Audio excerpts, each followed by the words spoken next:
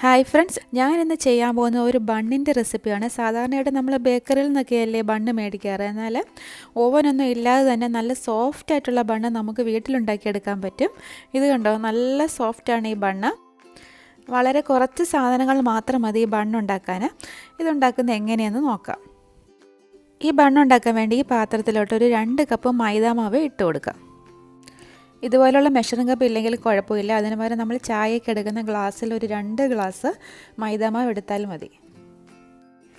ഇനി ഇതിലോട്ട് ഞാൻ ചേർത്ത് കൊടുക്കാൻ പോകുന്ന പാൽപ്പൊടിയാണ്. 2 ടേബിൾ സ്പൂൺ പാൽപ്പൊടിയാണ് ഈ മാവിലോട്ട് ചേർത്ത് കൊടുക്കാൻ പോകുന്നത്. ഇനി അടുത്തതായിട്ട് ഞാൻ ചേർത്ത് കൊടുക്കാൻ പോകുന്ന പഞ്ചസാരയാണ്. 2 ടേബിൾ സ്പൂൺ പഞ്ചസാരയാണ് ഇതിലോട്ട് ചേർത്ത് കൊടുക്കുന്നത്. സാധാരണയായിട്ട് ബ്രെഡും ബണ്ണും ഒക്കെ ഉണ്ടാക്കുമ്പോൾ അതിൽ പഞ്ചസാര ചേർത്ത് കൊടുക്കാറുണ്ട്. എന്നാൽ ഇത് അധികം മധുരമൊന്നുമില്ല. ഇനി ഇതിലോട്ട് ആവശ്യത്തിന് ഉപ്പ് ചേർത്ത് കൊടുക്കാം. അടുത്തതായിട്ട് ഇതിലോട്ട് ചേർത്ത് കൊടുക്കാൻ പോകുന്നത് ഈസ്റ്റാണ്. ഞാനിവിടെ ഇൻസ്റ്റൻ്റ് ആയിട്ടുള്ള ഈസ്റ്റാണ് എടുത്തിരിക്കുന്നത്. 1 ടീസ്പൂണാണ് ഇതിലോട്ട് ചേർത്ത് കൊടുക്കുന്നത്. ഇൻസ്റ്റൻറ്റ് ഈസ്റ്റ് എന്ന് പറയുമ്പോൾ ഈ തീരെ പൊടിയായിട്ടുള്ള ഈസ്റ്റാണ്. ഇത് നമുക്ക് നേരിട്ട് തന്നെ ഈ മാവിലോട്ട് ചേർത്ത് കൊടുക്കാൻ പറ്റും. ഇനി ഇതെല്ലാം നന്നായിട്ടൊന്ന് മിക്സ് ചെയ്ത് കൊടുക്കാം. അതിനുശേഷം ഞാൻ ഇതിലോട്ട് ചേർത്ത് കൊടുക്കാൻ പോകുന്നത് 1 ടേബിൾ സ്പൂണോളം ബട്ടറാണ്. ബട്ടർ ചേർത്തതിന് ശേഷം ഈ മാവും ബട്ടറും കൂടെ കൈകൊണ്ട് നന്നായിട്ടൊന്ന് തിരുമ്മി യോജിപ്പിക്കണം. അപ്പോഴത്തേക്കും ആ ബട്ടറും മൈദയും കൂടെ നന്നായിട്ടൊന്ന് മിക്സായി കിട്ടും. ഈ ബട്ടർ ചേർക്കുമ്പോൾ ഈ ബണ്ണിന് നല്ലൊരു ഫ്ലേവർ ആയിരിക്കും. ഇനി ഇതിലോട്ട് വെള്ളം ചേർത്ത് കൊടുക്കുക. ഞാനിവിടെ ചെറിയ ചൂടുള്ള വെള്ളമാണ് എടുത്തിരിക്കുന്നത്. അത് കുറേശ്ശെ ഒഴിച്ചിട്ട് ഇത് നന്നായിട്ടൊന്ന് കുഴച്ചെടുക്കണം. വെള്ളം ഒരുപാട് കൂടിപ്പോരുത്. അതുകൊണ്ട് കുറേശ്ശെ മാത്രം ഒഴിച്ച് ഇതൊന്ന് അയഞ്ഞ പരുവത്തിൽ വേണം കുഴച്ചെടുക്കാൻ. ഇത് കണ്ടോ, മാവ് ഇപ്പം നല്ല അയഞ്ഞാണ് ഇരിക്കുന്നത്. കയ്യിലൊക്കെ ഒട്ടിപ്പിടിക്കുന്ന ഒരു പരുവത്തിലാണ് ഇരിക്കുന്നത്. അത് കുഴപ്പമില്ല. ഇനി ഇതിലോട്ട് കുറച്ച് പൊടി വിതറിയതിന് ശേഷം മാവ് ഇതിലിട്ടിട്ട് ഒരു 10 മിനിറ്റ് നന്നായിട്ട് കുഴച്ചെടുക്കണം. നന്നായിട്ട് കുഴച്ചെടുത്താൽ മാത്രമേ ഉള്ളൂ ഈ ബണ്ണ് നല്ല സോഫ്റ്റായിട്ട് കിട്ടത്തുള്ളൂ. ഈ പാത്രത്തിൽ ഒരല്പം എണ്ണമയം ഒന്ന് തടവി കൊടുക്കാം. ഈ പാത്രത്തിലാണ് കുഴച്ചെടുത്ത മാവ് 1 മണിക്കൂർ നേരത്തേക്ക് ഒന്ന് റെസ്റ്റ് ചെയ്യാൻ വേണ്ടി വെക്കുന്നത്. ചൂടുള്ള കാലാവസ്ഥയൊക്കെയാണെങ്കിൽ 1 മണിക്കൂർ നേരം കൊണ്ട് തന്നെ ഈ മാവ് ഇരട്ടിയായിട്ട് തന്നെ പൊങ്ങിക്കിട്ടും.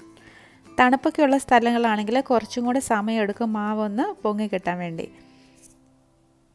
ഇതിനി പാത്രം ഒന്ന് അടച്ച് വെക്കാം. അതിനുശേഷം 1 മണിക്കൂർ കഴിഞ്ഞ് ഇതൊന്ന് തുറന്ന് നോക്കാം. ഇതുണ്ട്, കുഴച്ചെടുത്ത മാവ് ഇപ്പോൾ നന്നായിട്ട് പൊങ്ങി വന്നിട്ടുണ്ട്. 1 മണിക്കൂർ സമയം മാത്രമേ എടുത്തുള്ളൂ ഇതൊന്ന് പൊങ്ങി വരാൻ വേണ്ടി. ഇതിനി ഒന്നും കൂടി ഒന്ന് കുഴച്ചെടുക്കണം.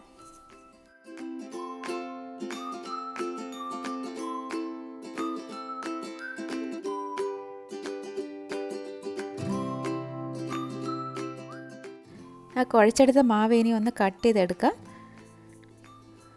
അതിനുശേഷം ഒരു പാത്രത്തിൽ വെച്ചിട്ടാണ് നമ്മളിത് ബേക്ക് ചെയ്തെടുക്കാൻ പോകുന്നത്. ഇതിന് ശേഷം ഇതൊന്ന് നമുക്ക് ബോളുകളായിട്ട് ഉരുട്ടിയെടുക്കാം. നമുക്ക് വേണമെങ്കിൽ ഇഷ്ടമുള്ള ഷേപ്പിൽ ഉരുട്ടിയെടുക്കാം. ഞാനിപ്പം ബോളുകളായിട്ടാണ് ഇത് ഉരുട്ടിയെടുക്കാൻ പോകുന്നത്. നല്ല എളുപ്പത്തിൽ തന്നെ നമുക്ക് ഇത് ഇതുപോലെ ഷേപ്പ് ചെയ്തെടുക്കാൻ പറ്റും. ഇതിന് ശേഷം ഇത് എണ്ണമയം പുരട്ടി ഒരു പാത്രത്തിലേക്ക് മാറ്റുക. ഞാനിവിടെ ഇതുപോലെ ഒരു ബേക്കിംഗ് ട്രേയിലാണ് ഇത് ചെയ്യുന്നത്. ഇതുപോലെയുള്ള പാത്രം ഇല്ലെങ്കിൽ അതിന് പകരം ഒരു സ്റ്റീൽ പാത്രം എടുത്താലും മതി. അതിലല്പം എണ്ണ തടവി കൊടുത്തതിന് ശേഷം ഓരോരോ ബോളുകളായിട്ട് വെച്ച് കൊടുത്താൽ മതി. ഇപ്പോൾ ഇവിടെ ഞാൻ എല്ലാ ബോളുകൾ ഉരുട്ടിയെടുത്തിട്ടുണ്ട്. ഈ 2 കപ്പ് മാവ് കൊണ്ട് 7 ബണ്ണുകളാണ് ഉണ്ടാക്കിയെടുക്കാൻ പറ്റിയിരിക്കുന്നത്. ഞാനിവിടെ ഇതെല്ലാം ഏകദേശം അടുത്തടുത്ത് വരത്തക്ക വിധത്തിലാണ് വെച്ചിരിക്കുന്നത്. വേണമെങ്കിൽ നമുക്ക് ഇത് കുറച്ചും കൂടെ അകത്തിയും വേണമെങ്കിൽ വെക്കാം. അപ്പോൾ ഓരോരോ നമുക്ക് സെപ്പറേറ്റ് ബണ്ണായിട്ട് കിട്ടും. ഞാനിവിടെ വെച്ചിരിക്കുന്ന രീതിയിലാണെങ്കിൽ എല്ലാം കൂടെ കൂടി ഒരുമിച്ചിരിക്കുന്ന ഒരു രീതിയിലാണ് ഞാനിവിടെ ഉണ്ടാക്കിയെടുക്കുന്നത്. ഈ നമ്മൾ ഉരുട്ടി വെച്ചിരിക്കുന്ന ബോളുകൾ നമുക്കൊരു 20 മിനിറ്റ് നേരത്തേക്കും കൂടെ ഒന്ന് റെസ്റ്റ് ചെയ്യാൻ വേണ്ടി വെക്കണം. അപ്പോഴത്തേക്ക് ഇത് ഒന്നും കൂടി ഇതിൻ്റെ വലിപ്പം കൂടും. ഇപ്പോൾ 20 മിനിറ്റ് കഴിഞ്ഞിട്ടുണ്ട്. ഇതിനി ഒന്ന് തുറന്ന് നോക്കാം. കണ്ടോ, ഇതിൻ്റെ സൈസൊക്കെ ഒന്നും കൂടി ഒന്ന് കൂടിയിട്ടുണ്ട്. ഇനി അടുത്തതായിട്ട് ഇതിൻ്റെ മുകളിലോട്ട് ഒരല്പം പാല് ഒന്ന് ബ്രഷ് ചെയ്ത് കൊടുക്കണം. ഇതിനൊരു നല്ല ഗോൾഡൻ കളർ കിട്ടുന്നതിന് വേണ്ടിയാണ് നമ്മൾ പാല് തേച്ച് കൊടുക്കുന്നത്. പാൽ അല്ലെങ്കിൽ എഗ്ഗ് വാഷ് ചെയ്താലും മതി. എഗ്ഗ് നന്നായിട്ട് ബീറ്റ് ചെയ്തതിന് ശേഷം തേച്ച് കൊടുത്താലും മതി. ഇനി ഇതൊന്ന് ബേക്ക് ചെയ്തെടുത്താൽ മാത്രം മതി. ഞാനിത് ഓവനിലല്ല ഗ്യാസ് സ്റ്റൗവിലാണ് ബേക്ക് ചെയ്തെടുക്കുന്നത്. അതിനുവേണ്ടി ഗ്യാസ് സ്റ്റൗവിൽ വെച്ചൊരു പാത്രം പ്രീഹീറ്റ് ചെയ്യാൻ വേണ്ടി വെച്ചിട്ടുണ്ടായിരുന്നു. ഒരു 10 മിനിറ്റ് നേരത്തേക്കാണ് ഞാനത് പ്രീഹീറ്റ് ചെയ്യാൻ വേണ്ടി വെച്ചിരുന്നത്. ഇത് ഗ്യാസ് സ്റ്റൗവിൽ മാത്രമല്ല ഓവനിൽ വെച്ച് നമുക്ക് ബേക്ക് ചെയ്തെടുക്കാവുന്നതാണ്. ഇനി ആ ബേക്ക് ചെയ്യാനുള്ള ബണ്ണെല്ലാം ഇതിലോട്ട് വെച്ച് കൊടുക്കാം. ഇനി പാത്രം അടച്ച് വെച്ചിട്ട് ചെറിയ തീയിൽ വെച്ച് വേണം ഇത് ബേക്ക് ചെയ്തെടുക്കാൻ. ഒരു 35 തൊട്ട് 40 മിനിറ്റ് വരെ സമയം എടുക്കും ഈ ബണ്ണൊക്കെ ഒന്ന് ബേക്കായി കിട്ടാൻ വേണ്ടി. എപ്പോഴും തീരെ ചെറിയ തീയിൽ മാത്രം വെച്ച് മാത്രമേ ഉള്ളൂ ഇത് ബേക്ക് ചെയ്യാവുള്ളൂ. ഇപ്പോൾ ഒരു 40 മിനിറ്റ് കഴിഞ്ഞിട്ടുണ്ട്. കണ്ടോ, ബണ്ണൊക്കെ നന്നായിട്ട് ബേക്കായിട്ട് വന്നിട്ടുണ്ട്.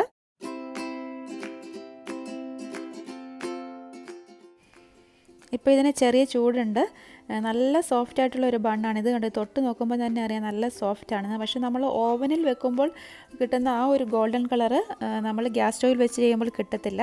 എന്നാൽ ടേസ്റ്റിന് യാതൊരു കുഴപ്പമില്ല, നല്ല ടേസ്റ്റാണ്. അതുപോലെ നല്ല സോഫ്റ്റാണ് ഈ ബണ്ണ്.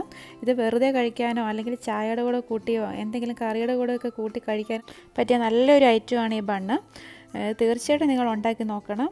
ഇനി ഓവനൊന്നും ഇല്ലെങ്കിലും കുഴപ്പമില്ല, നമുക്ക് ഈസി ആയിട്ട് തന്നെ ഇത് ഉണ്ടാക്കിയെടുക്കാൻ പറ്റും. ഇത് കണ്ടോ, നല്ല സോഫ്റ്റാണ്. ഇത് കണ്ടോ, നല്ല ഫ്ലഫി ആയിട്ടാണ് ഇരിക്കുന്നത് ഈ ബണ്ണ്.